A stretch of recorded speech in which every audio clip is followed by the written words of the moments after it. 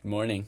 It's the 9th of March 2025, and I built a big shopping cart for a little DIY ESC and DIY PSU, like a little power supply, variable power supply bench.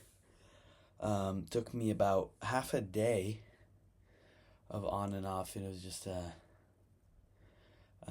but I checked out and something didn't go well with my card. So all of it's gone. I worked on it some more, but now my card doesn't take, so I'm gonna have to find a different payment method. But we'll get through that, and we'll get working on something no time. The brushless, though, copper wire, magnets, and M4 screws will get here. And I think the bearings are delivering, I think. So we'll be working on, sorry, it's cold. We'll be working on building the brushless motor and keep you guys posted.